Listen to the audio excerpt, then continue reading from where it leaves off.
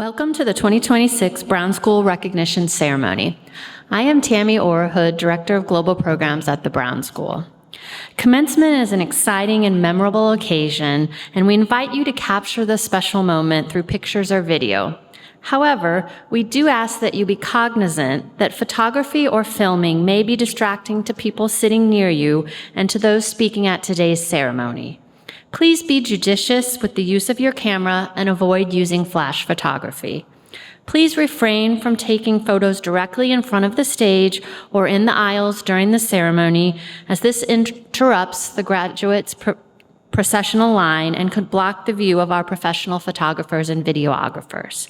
Please also take this opportunity to silence your cell phones or other electronic devices. The Brown School Recognition Ceremony will now begin.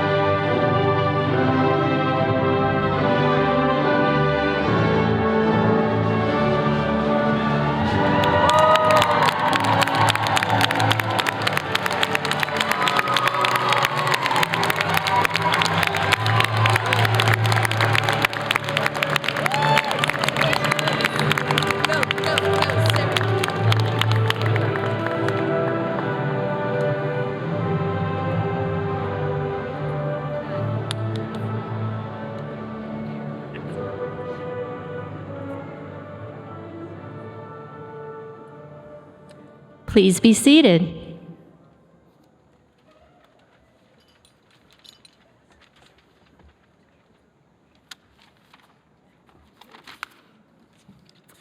Good morning and welcome to the 2026 Brown School Recognition Ceremony.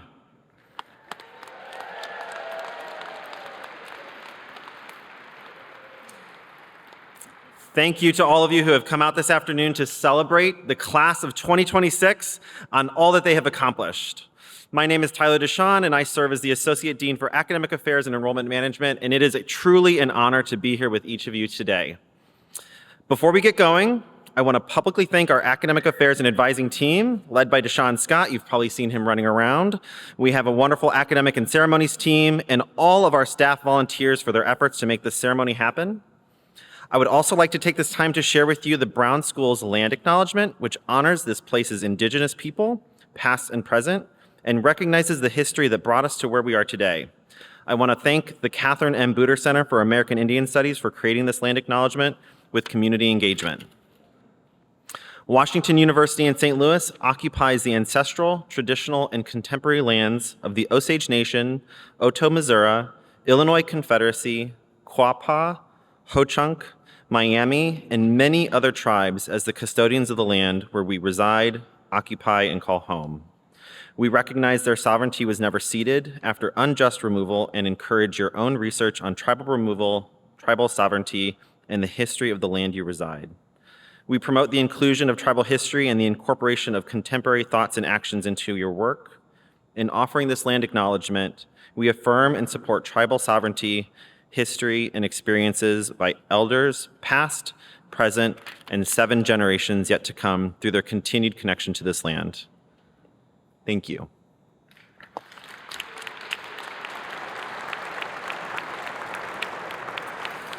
Distinguished faculty, honored guests, family and friends, and most importantly, our extraordinary graduates of the Brown School, welcome.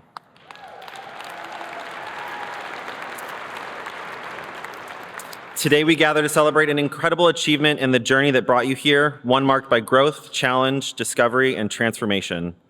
The Brown School has long been committed to advancing social work and social policy in ways that strengthen communities and improve lives. That mission is reflected in each of you sitting here today. Through your studies, research, fieldwork, advocacy, care for others, you have already begun making a meaningful impact in the world around you. This week represents far more than the conferral of degrees. It is a reflection of your resilience, compassion, determination, and commitment to creating change. From the long nights of studying and projects that stretched your thinking to moments of uncertainty, growth, and breakthrough, you have met each challenge with purpose, perseverance. This also includes navigating Workday, something I'm sure you're all going to miss dearly as you depart WashU. It'll be here if you want to stick around. Some of you are. This graduating class also holds a very special meaning for me personally, as you are the first class that I've had the privilege of serving alongside as your Associate Dean. Thank you for your grace, your patience, and the ways that you've challenged me to learn more deeply about the incredible, thoughtful, and uniquely passionate students who make the Brown School such a special place. You've also helped me to understand the inconceivable importance of an ice machine in our community, and that my email should not be written in the color red. That was apparently quite distressing to some of our students. So I've learned and I've grown with you, so thank you. Regardless, it has been a privilege to watch you grow, advocate, and support one another and shape this community in meaningful ways. And today we also recognize many people who have helped to make this accomplishment possible all around the room here. Your family, friends, mentors, colleagues, our wonderful faculty, and your loved ones. Their encouragement, sacrifice, and belief in you have helped carry you to this moment, and they share in this celebration alongside you. As you move into this next chapter, I hope you also take time to reflect on the community you have built here. The relationships formed during your time at the Brown School will continue to support, challenge, and inspire you for years to come. Congratulations, graduates. We are so proud of you, grateful for you, and excited to see the impact that you are going to make in the world.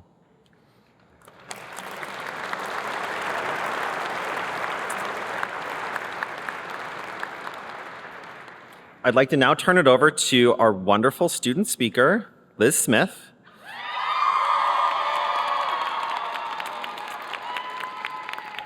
Liz Smith is completing her Master of Social Work with a concentration in mental health and a specialization in older adults and aging societies. Her work is grounded in a strong background in direct care and community-based support, including experience in residential settings with adults and intellectual and developmental disabilities. Shaped by her own experience as an informal caregiver from a young age, Liz brings both professional expertise and personal insight into her commitment to supporting individuals and families navigating complex care needs. Her interests focus on caregiver stress and the emotional and ethical dimensions of serious illness and late life decision-making. Liz is passionate about improving support for individuals nearing the end of life and the caregivers who walk alongside them, while also addressing systemic gaps in care. Following graduation, we're very excited, she plans to pursue doctoral training at the Brown School with the goal of advancing how evidence-based caregiving practices are implemented and ensuring individuals and families are supported with dignity, clarity, and compassion. Please join me in welcoming your 2026 Brown School student speaker, Liz Smith.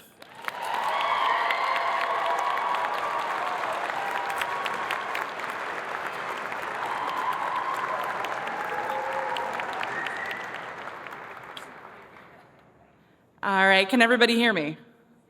Perfect. Most of us came to this profession carrying the scars of systems that have failed us or the people that we love. We didn't show up at the Brown School because the world was working perfectly. We showed up because it isn't. We walked into these halls with questions, frustrations, and a fierce determination to understand and at times dismantle the systems shaping our lives. But most importantly, we came here with the knowledge that we can change them. If I'm being transparent, some of the most important learning that we did here can't be found in a syllabus. It came from each other. It came from classrooms where someone challenged the way you had always understood a problem, or leaned in and said, "I'm curious about," whatever it was we were talking about, or simply held the silence long enough that we could question our own assumptions, biases, and misconceptions. It came from discussions where we practiced the delicate art of saying, "I hear you," and from the one phrase that is so stereotypically social work that we can't help but chuckle every time we hear or say, "It depends." Somewhere along the way, we built a shared language, rooted in curiosity instead of certainty, in humility instead of ego, and the willingness to stay in hard conversations just a little bit longer. This kind of learning matters because the work we are entering into doesn't happen in isolation. Despite the internal groans about group projects, social change has never been an individual task. It's collective, messy, and iterative work.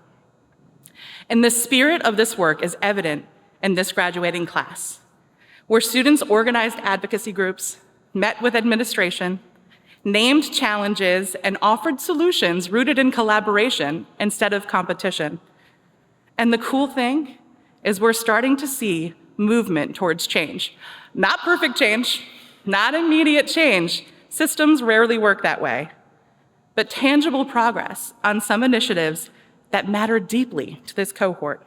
And that matters, especially now, as we step into a world where many people are exhausted, cynical, and convinced that nothing they do will matter, that systems are too big and voices are too small. But we know something different.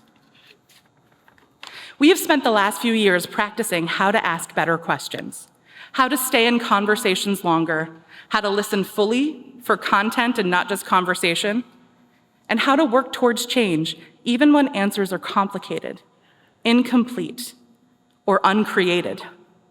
So when I look around this room, I don't feel cynical or discouraged. I feel proud, hopeful, and ready to step into an uncertain future with the unshakable belief in the people filling this room who know how to listen, how to challenge each other with care, and how to stay committed to the work when it isn't easy. Because it's rarely easy.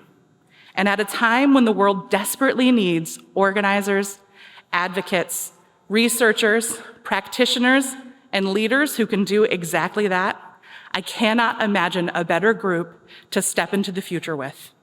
Thank you.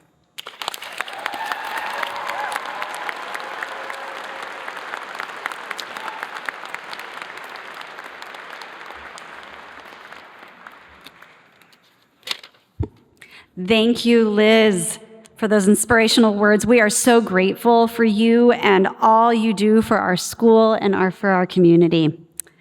Good afternoon. Come on, y'all. We have to show them how Brown School students and now Brown School alums do it. Good afternoon. Thank you. For those of you who do not know me, I am Dorian Traub. I am the Dean of the Brown School, and it is my honor to now get the opportunity to introduce our ceremony speaker, Dr. Jason Purnell.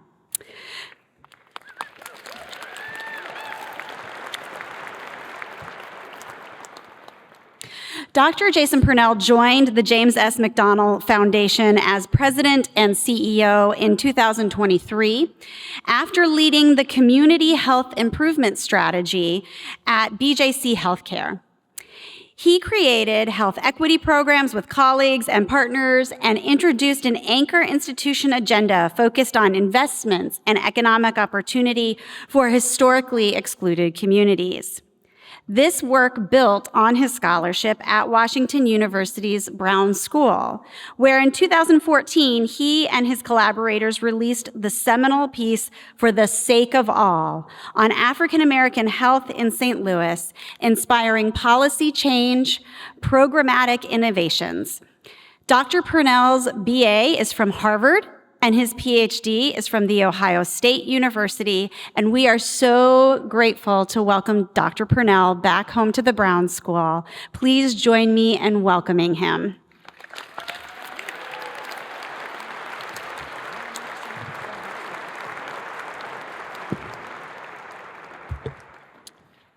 Thank you very much, Dean Traub, for that kind introduction and for the invitation to address the Brown School's class of 2026. It's an honor to be with you this morning as you and your loved ones celebrate this momentous milestone in your education and your career. And while not wishing to detract in any way from the joy of this day, I feel compelled at the outset to acknowledge the very real tensions, challenges, and anxieties that attend the historical moment we inhabit.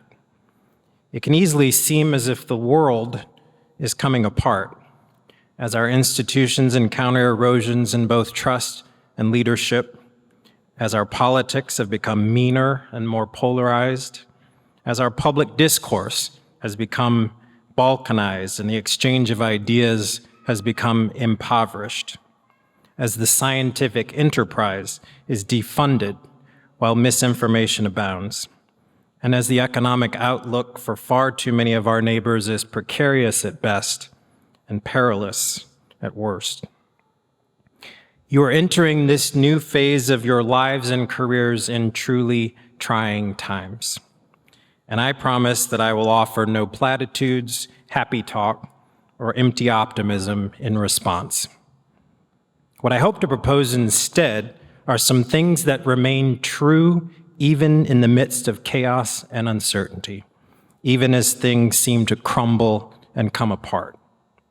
As a panelist at a conference I recently attended noted, meaningful change has never happened in moments of stability, but always in moments of crisis.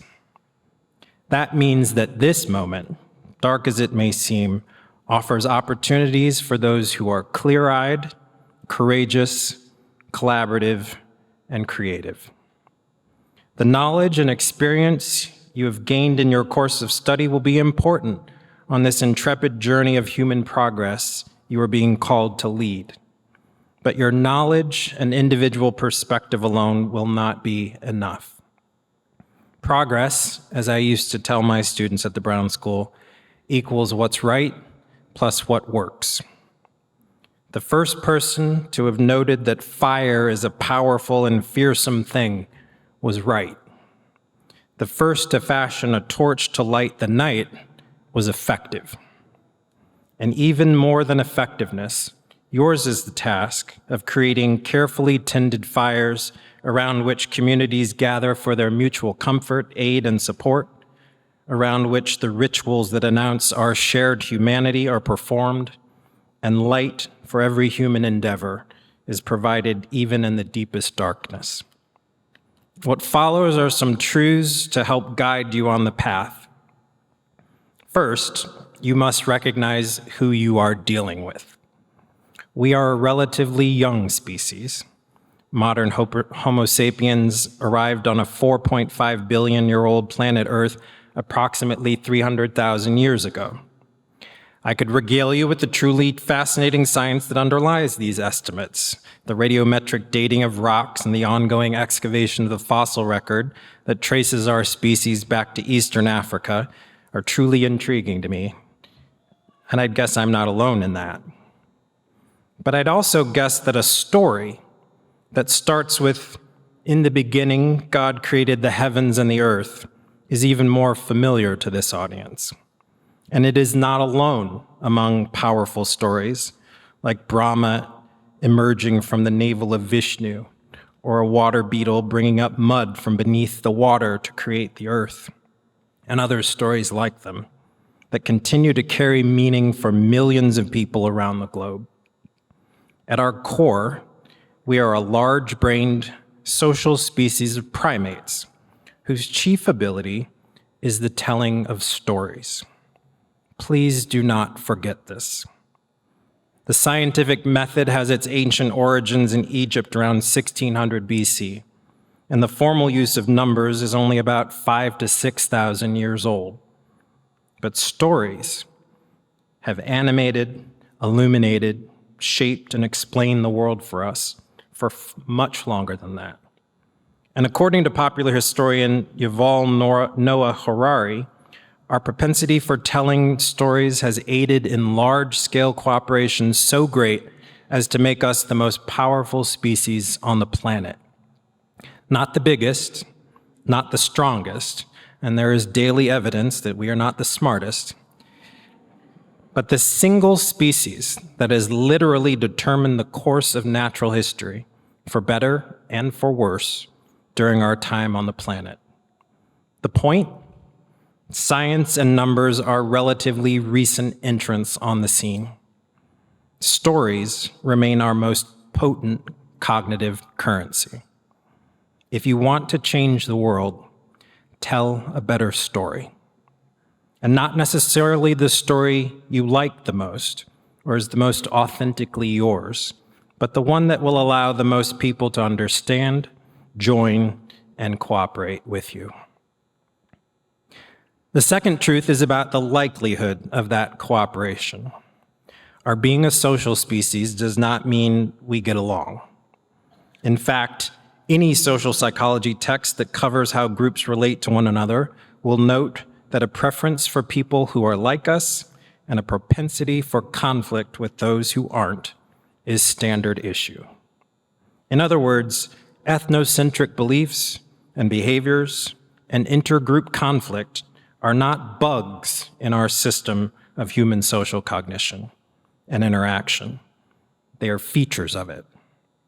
Our brains seem to be wired to notice who is one of us and who is not. The neuroscientist Robert Sapolsky, in his book Behave, notes that the well-known neurochemical oxytocin not only sends signals of bonding and affiliation to young lovers and mothers with their nursing infants, but is also responsible for telling our brains that those people are not our people. But we don't need to recur to neurobiology to understand the tendency of birds of a feather to flock together, or for those birds to jealously guard territory that they marked as their own. We are never far from conflict between groups, whether in our families, in our communities, or between larger social, cultural, political, and ethnic groups and nations of the world. Social psychologists tell us that we are quite adept at forming in-groups and out-groups, us and them. We'll do it at the drop of a hat aligning around the most arbitrary of distinctions.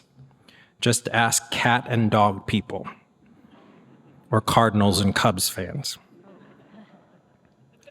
For groups that are far more important to us, it is exceedingly difficult to get in-groups to consider out-group members as their equals or as worthy of the distribution of resources to them.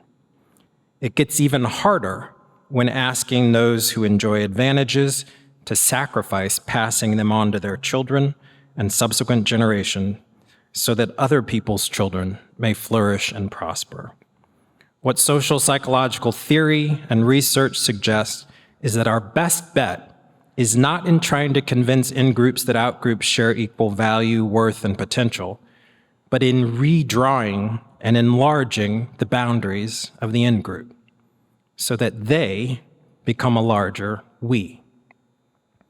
I used to play for my classes the audio from the first mass meeting of the Montgomery Improvement Association in December 1955, when a 26-year-old Martin Luther King Jr. told the assembled crowd gathered to fortify themselves for what would become a 381-day boycott of city buses that, quote, "If we are wrong, the Supreme Court of this nation is wrong.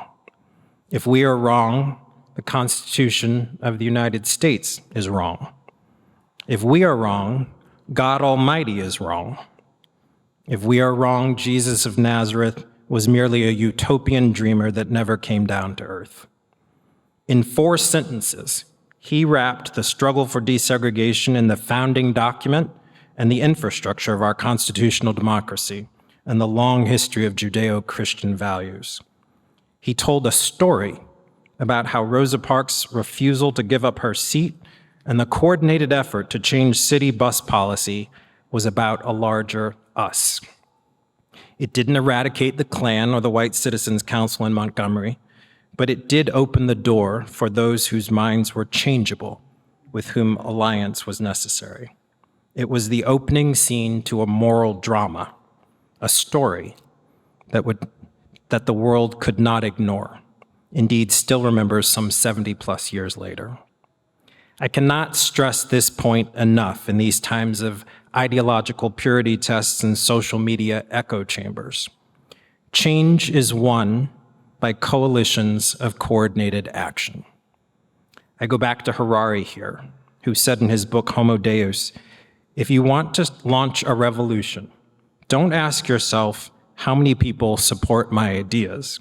Instead, ask yourself, how many of my supporters are capable of effective collaboration? If we are not willing to engage people with whom we may disagree on some things, we are unlikely to get much of anything done. The late Justice Ruth Bader Ginsburg's admonition to fight for the things you care about, but do it in a way that will lead others to join you, rings especially true in this context. If we are only willing to talk and work with those who believe exactly the same things we do and move in the world in exactly the same ways, we are not creating a coalition or a movement. We are starting a club. And the more vehemently we guard our clubhouse and its rules of entry, the smaller and more ineffectual it becomes. In these difficult times, I am calling us to a very different and more difficult task.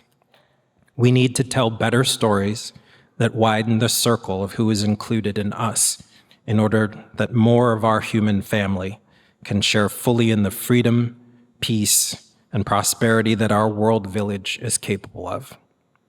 I told you that we were in need of effective fire tenders, but not just to light the night. The human circles you must assemble need to use that light of the central fire to illuminate the various perspectives and interests and aspirations of people with disparate views and backgrounds, and then guided by that light, you will be called to co-create a story about the future, powerful enough to sustain the collaborative action to make it real.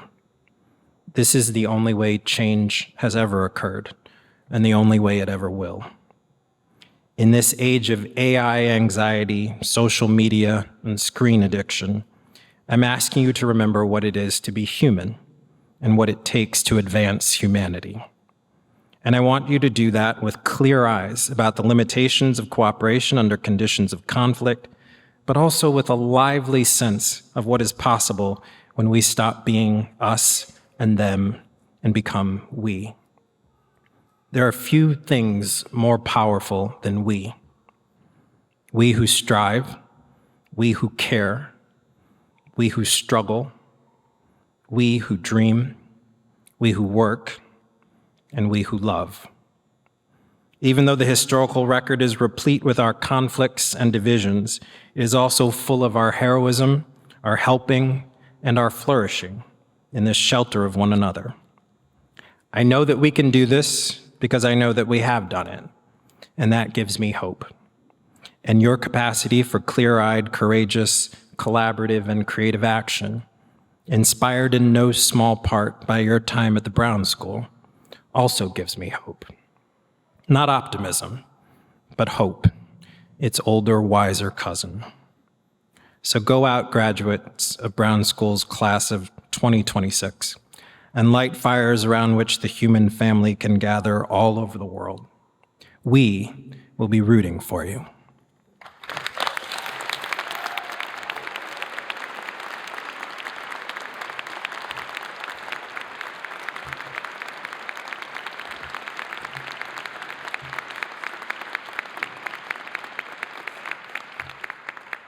Thank you, Dr. Jason Pennell, for delivering such a motivational speech to our graduates and the guests.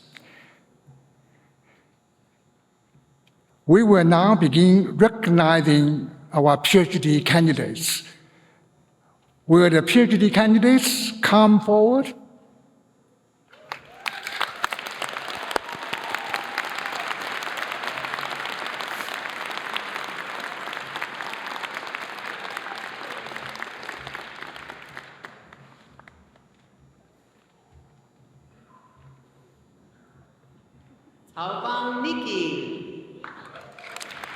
Dissertation title, More Than Participation, Parent Engagement as a Pathway to Family Resilience in Autism Care.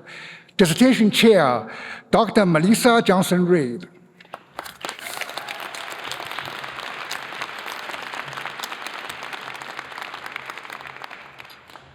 Gregory Joseph Gross. Dissertation title, We Try to Act So Progressive, a multivariate and interpretive method study examining equity, racialization, and interrelated systems of oppression and privilege within HIV service organizations. Dissertation chair, Dr. Virginia McKay.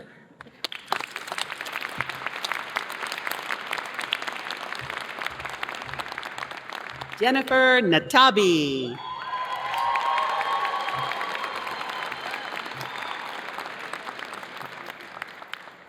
Dissertation title, Coping with Adversity, Exploring the Role of Protective Factors and Their Impact on School Enrollment and Satisfaction Among Adolescents Living with HIV in Low Resources Settings. Dissertation chair, Dr. Mary McKay.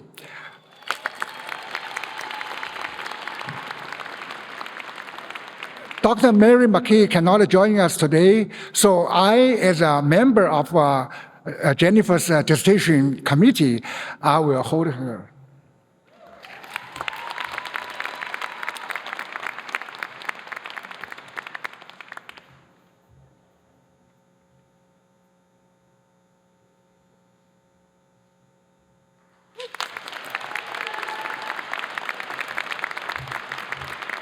Sobin Park.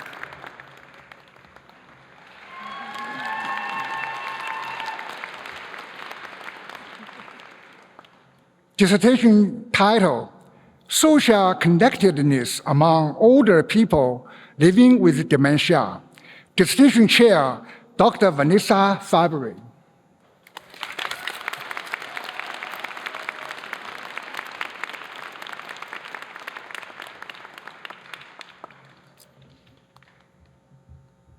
Mustafa Arfat.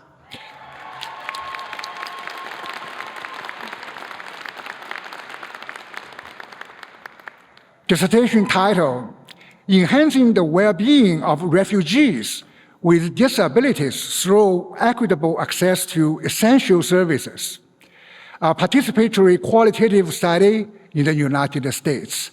Dissertation chair, Dr. John Francois Trainey.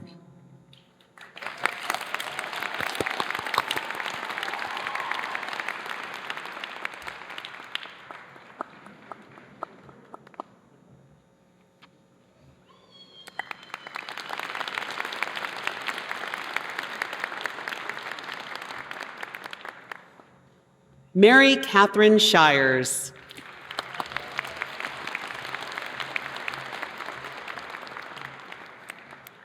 Dissertation title, Mental Health in Rural School-Age Youth, Examining Trends in Adverse Childhood Experiences, Positive Childhood Experiences, and Family Resilience from 2018 to 2023.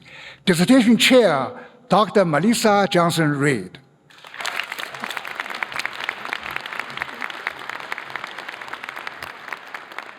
Yadira Tejeda.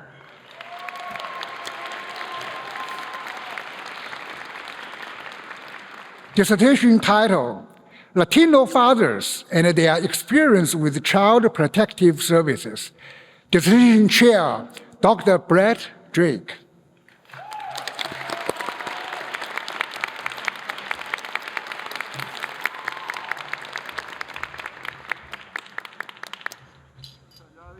We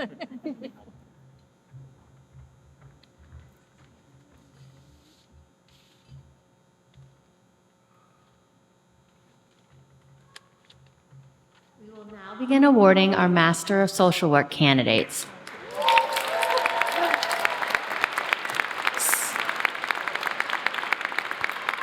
Students, you will stand up and be released row by row.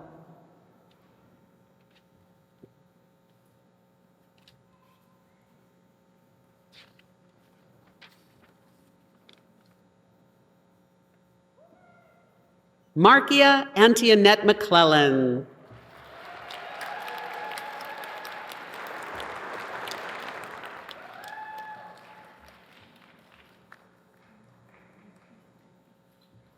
Chloe Rianne Brewer.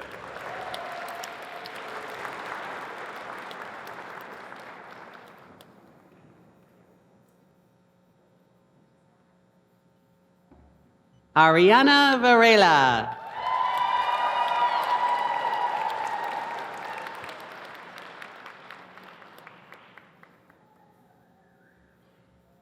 Momo Kikuchi.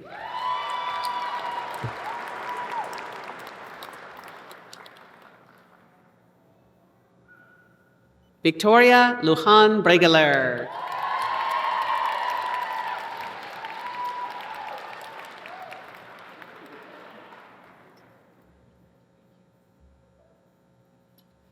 Aida Hasanovich.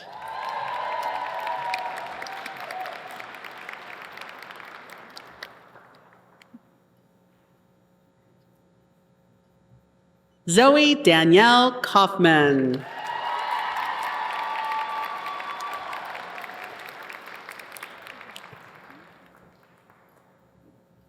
Heather Perry.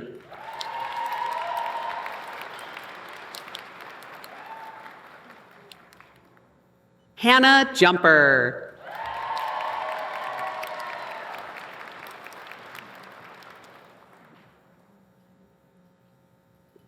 Riley Kramlich.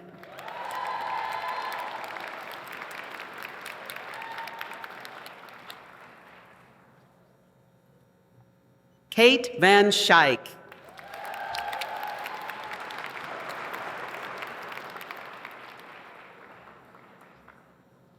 Wume Blanche.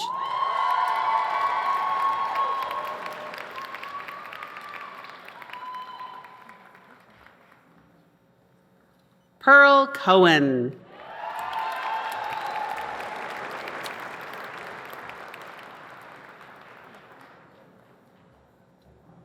Sophia Alexandra May.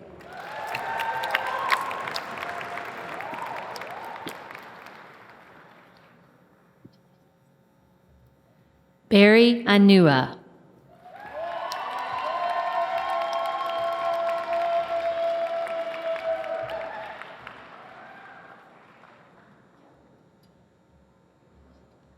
Aliyah C. Wilcox.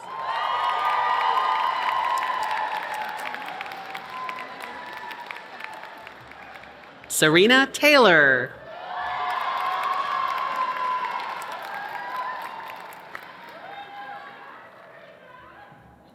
Astonish A. Fan.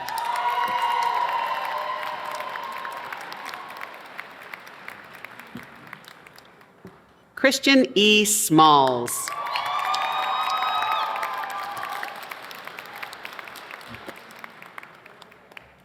Ethan Alexander Fudge.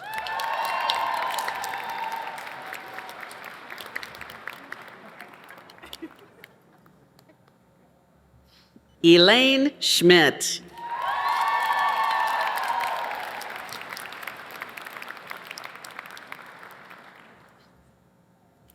Olivia Gilbert.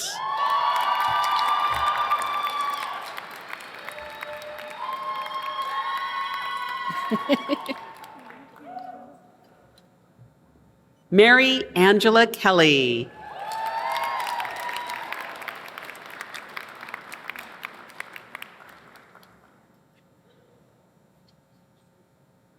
Rachel Martell.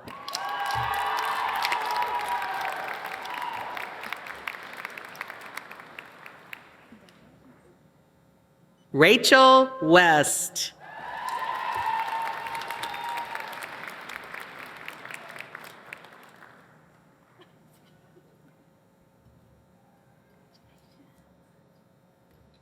Isabel Juliet Quinones.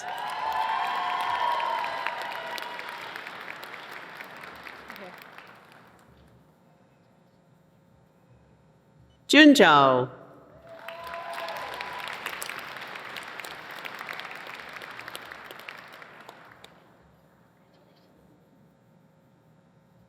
Lin Wu.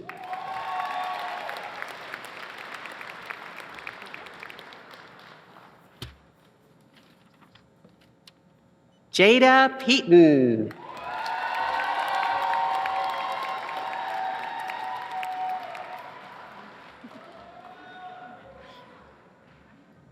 Sheltoria Love Thomas.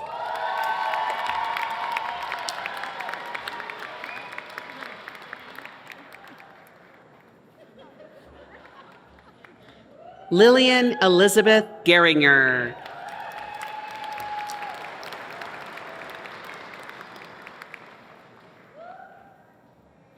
Michelle Wu.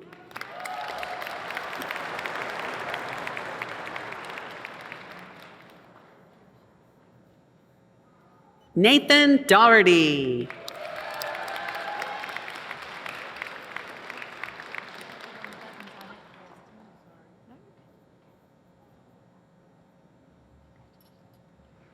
Jonathan Manjares.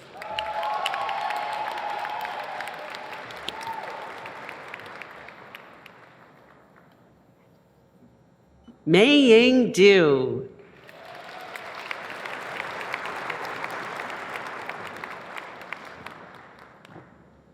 Samantha Battaglia.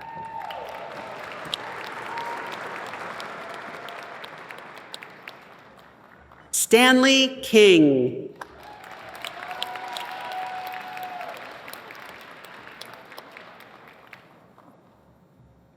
Wengao.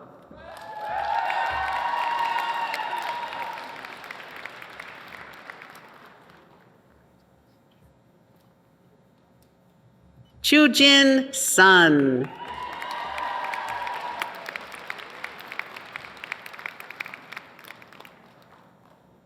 Huang Yilang.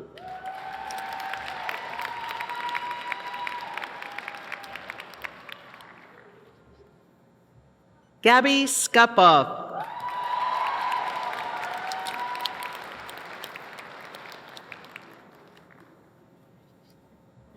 Nathan E. Frick.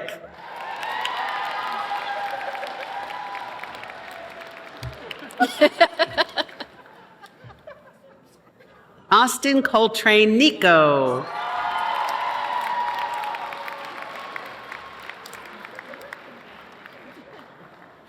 GP Worley.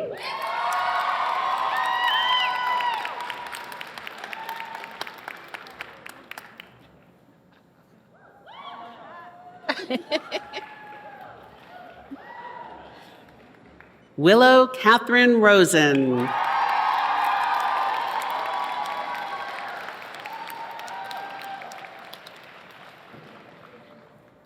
Margaret Elizabeth Harper.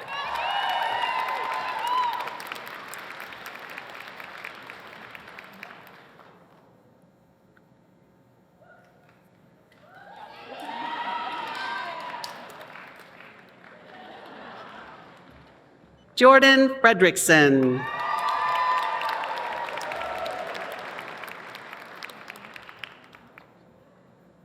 Bailey N. Lesser.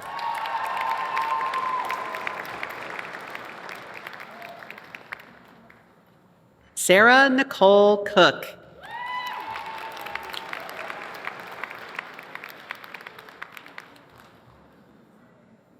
Emma Sparks.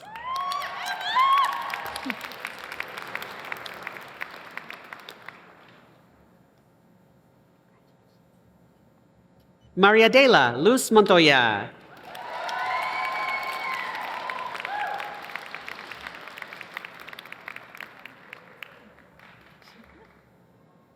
Yuxiao Wang.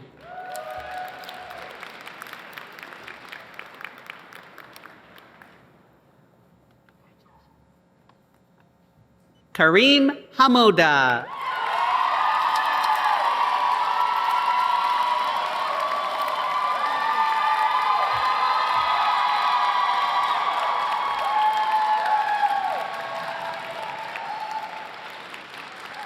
Belle Sarah Gage.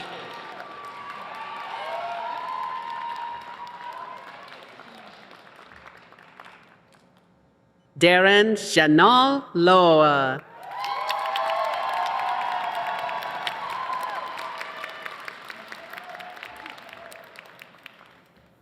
Savannah Nishi.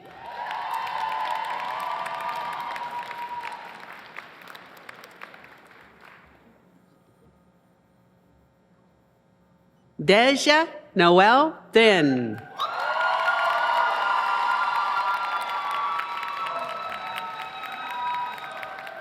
Christy Lu Mai.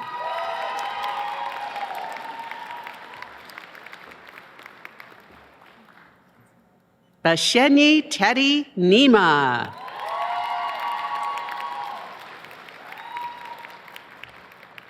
Biera Robina.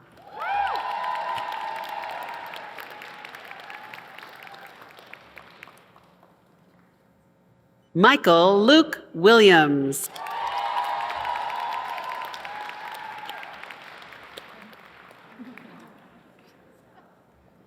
Marcus Malik Campbell.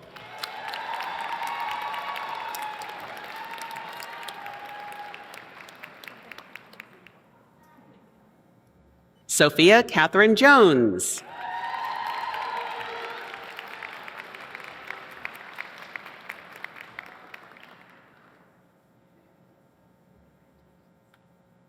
Lucy Taylor.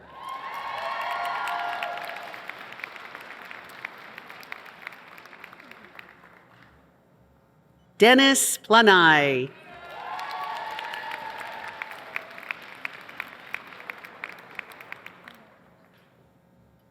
Audrey Allison.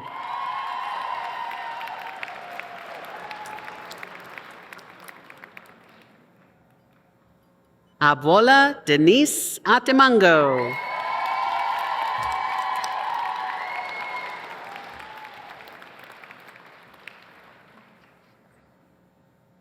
Alejandra A. Ahern.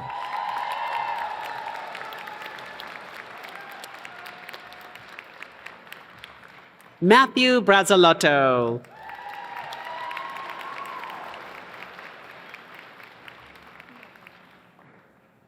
Claire Elmore.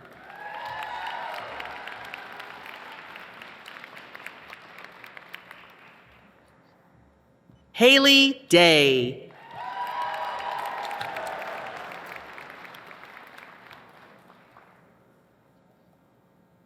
Courtney Perry.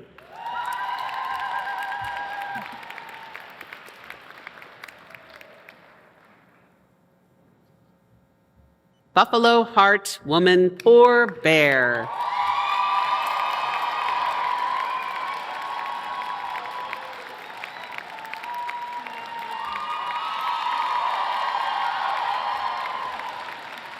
Jasmine D. Miller.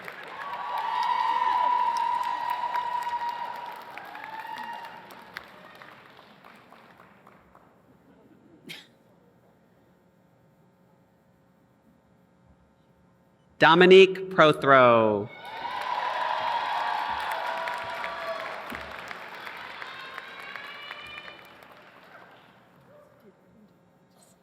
Harrison Michael Mitsanas.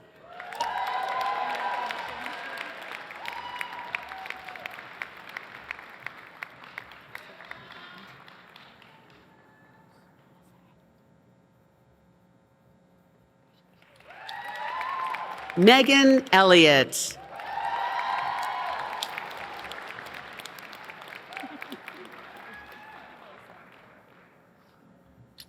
Chandler Francis Riley.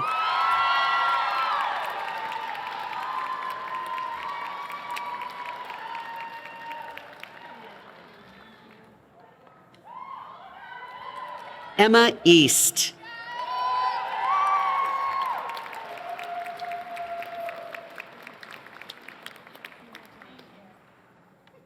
Madeline Holmes Dixon.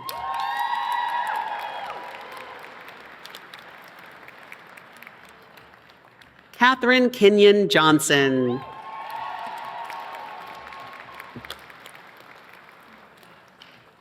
Lucy Pearl Dembski.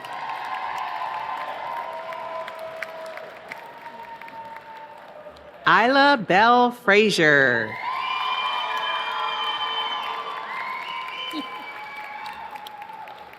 Eliza Kleinberg.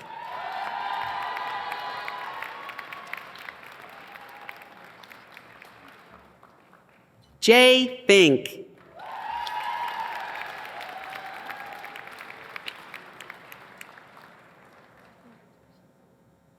Mary Hamilton.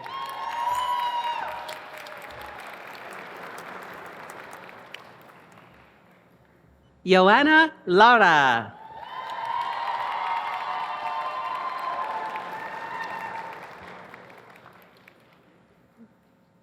Akuvia Holuvi.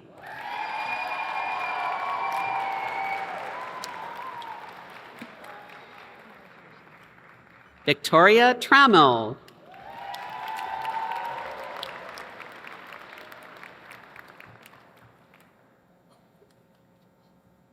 Melissa Etlinger.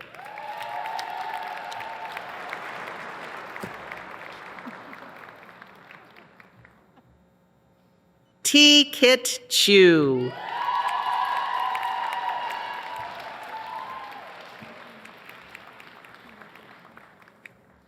Haorui Zhang.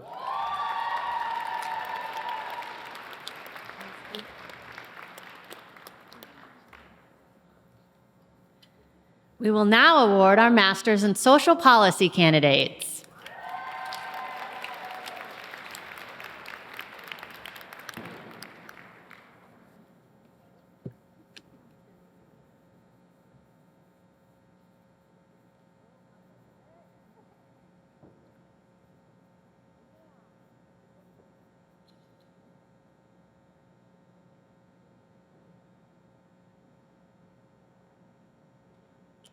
Going, guys.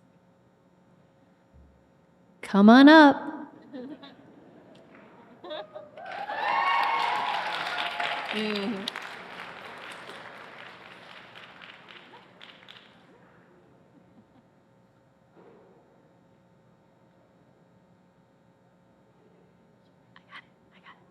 Heaven Watkins.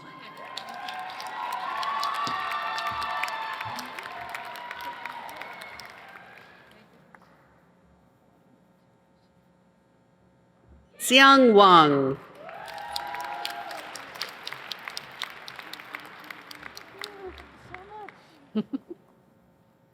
Anderson Kimball.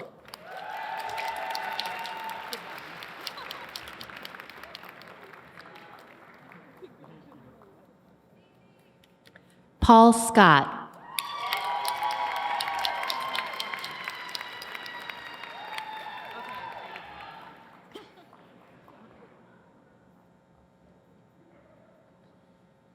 Carrie Morgan Ritchie.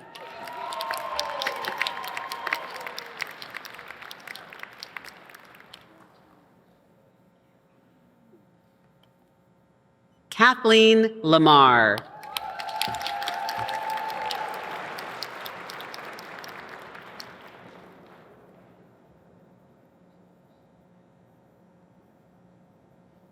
Regina Gonzalez.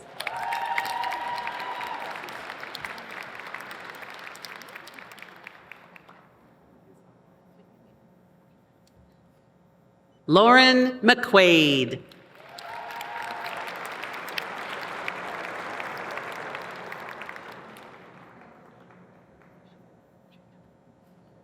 Catherine Hauver.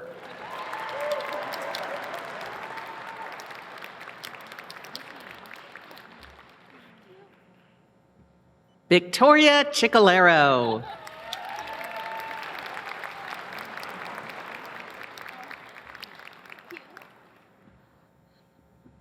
Emily Gonzalez.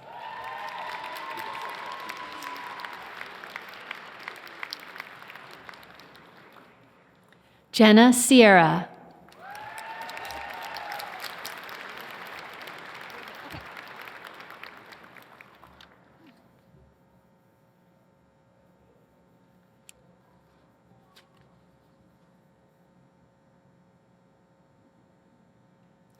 We will now begin awarding our dual degree candidates.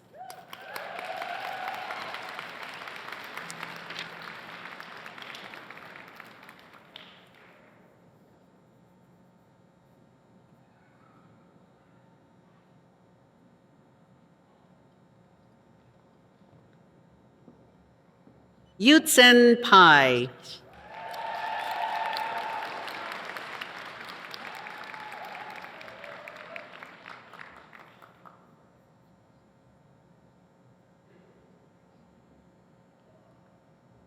Katomi Yokakura.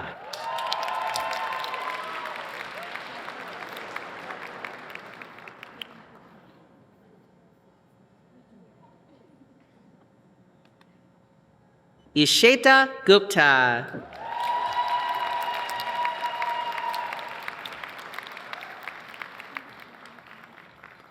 Maya Denise Holmes.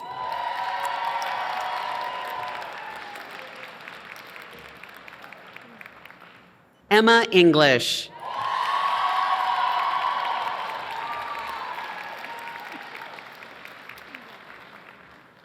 Micaiah Murray.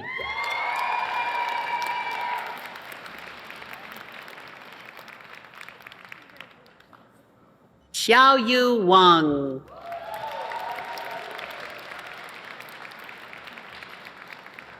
Bowen Wu.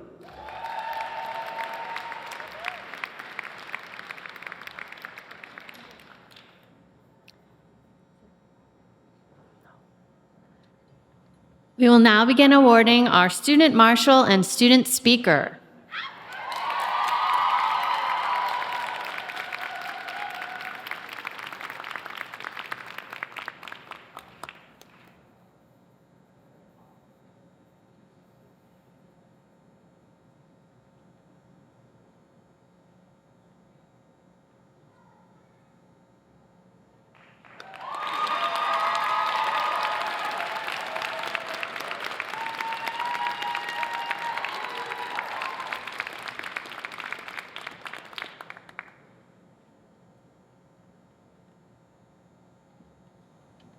Sarah Harding.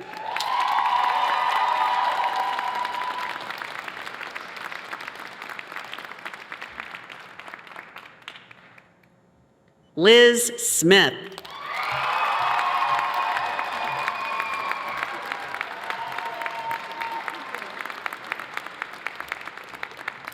We will now have our closing remarks. Thank you.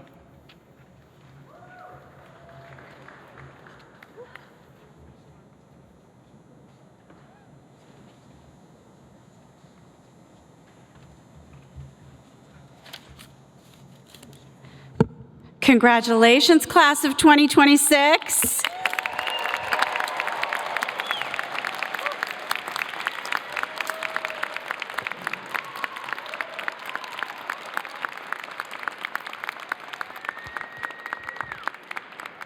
And congratulations to you in the audience who have played a role, big or small, in contributing to this moment. It is a joy to share this day with all of you. Here in this room, whether it's a metaphorical storm outside, we have had the opportunity to be inspired, to feel hopeful about our future, to celebrate these bright and committed professionals ready to take their next steps towards a kinder, more cared for, more just world. We need every one of them. Each in their own way, everyone receiving a degree today represents what happens when talent is joined with hard work, meets some good luck, as well as some help or belief or compassion at pivotal moments. Talent, work, luck, and a safety net to catch you are the elements of success and impact. I feel gratitude to everyone in this room for making this day and the achievement it represents possible. Everyone who's been at the school this year has heard me say social work is a verb. Occasionally, I have to reassure our library team that I do know the parts of speech. But what I mean when I say this phrase is that social work has a bias for action, a tenacious, practical, and pragmatic lens to move through the world and to try to make things better. The class of 2026 already has embraced different verbs as their own chosen causes and methods, and they will continue to do so. Some are called to help individuals heal themselves, while others are passionate about policy solutions.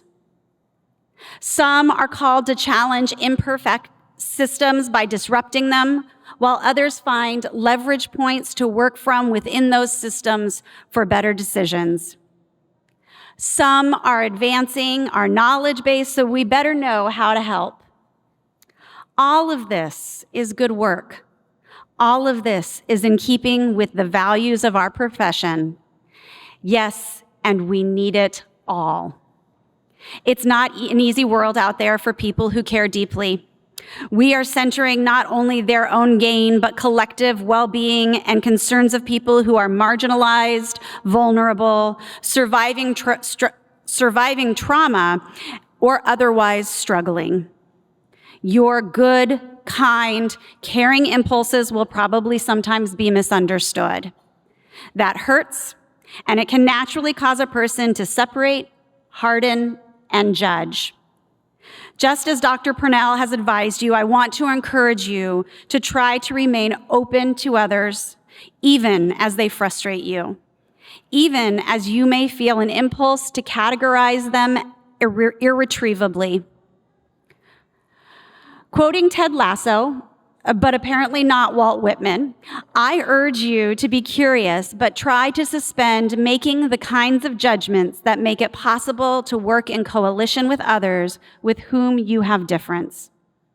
To our graduates, you are joining a Brown School alumna family of thousands.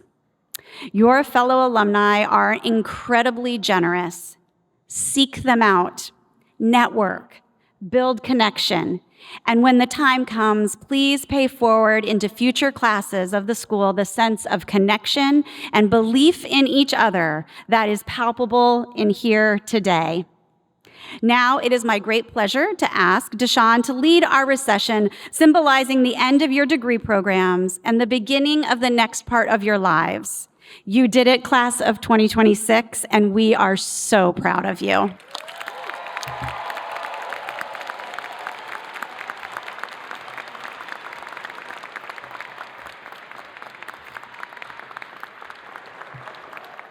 The recognition ceremony is now concluded.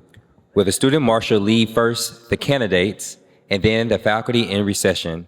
Everyone, please remain seated until the candidates have filed out of the auditorium. Guests, please meet the students outside the building. We have to clear the building for our next ceremony. There are beautiful places across campus where you all can take pictures at. There are 4 ways to exit the building. You all can exit through the emergency exit doors to my left or right, or exit through the main entrance of the field house, or take the stairs or the elevators. Thank you and congratulations to our graduates, class of 2026.